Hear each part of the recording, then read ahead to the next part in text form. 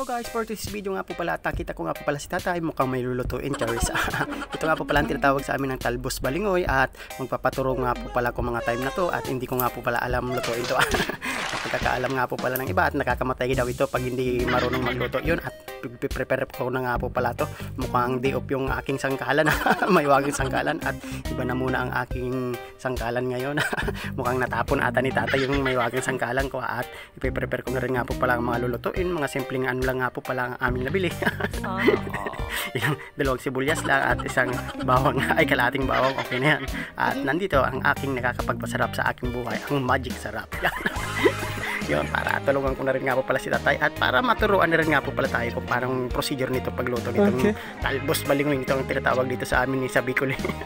Balingoy. At sa mga pasintabi na rin nga po pala sa mga hindi kumakain ito at ang kasabihan nga daw nakakamatay daw ito. Hindi naman po at masarap na masarap po itong talbos balingoy nito, lalong lalo na kung pag masarap ang iyong pagluluto. Yan. Charis. Yun, ito na nga po pala ang aking pangbangot na ano, kung tawagin nga po tuyo. Tabangungo nga. Tabangungo daw to. Sabi ni mama, siya nga po pala bumili to.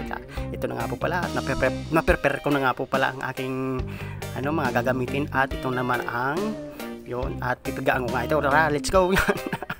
Yun, para nga daw at makuha na muna yung unang gata. May unang gata at may pangalawa daw ng gata. Nako, mukhang mas masarap yung unang gata sinasabi. Charis. Yan, at ito naman, kukunin ko na muna daw yung unang gata para yun daw ang pang ano at busy na rin. Mukhang busy na rin sila sa ano, kapigaan ito. Yan nga po pala ang tamang ano daw, pipigaan muna para matanggal daw yung nakakamatay. Iwan ko ba, ano ba talaga? Yun, at ito nga po pala yung pangalawang gata at ito naman nga po pala yung unang gata. Yun, tara, let's go. Yun, ito na nga, boom. Yung patritricks ka na naman nalalaman Yun, at ilalagay ko na muna daw yung unang gata. Yun, ay hindi. Oo, pangalawa pala ito kasi yung una na ano, nilagay ko na rin nga po pala yung mga sibuyas at bawang at yung pangbangot nga po pala na tabangungo kung tawagin sa amin tuyo. Yun, at haluin daw para ano daw hanggang wag daw tigilan nga po pala kapag paghahalo ng ano ng pangalawang gata para maganda nga daw yung ano ba talaga. Yung basta yun, pinatuloy ko na nga po pala at wala naman nga napigaan si tatay kasi hindi na Charis. Mukhang hindi naman na ano kailangan talagang ano yun daw yung ano yung katas nito matanggal at matanggal yung sabaw yun at yun daw yung nakaka ano iwan ko kung nakakamatay. Siyempre susunod na lang tayo sa tamang procedure sa tinuturo. Yan, mukhang batikan yung tuturo sa akin ito.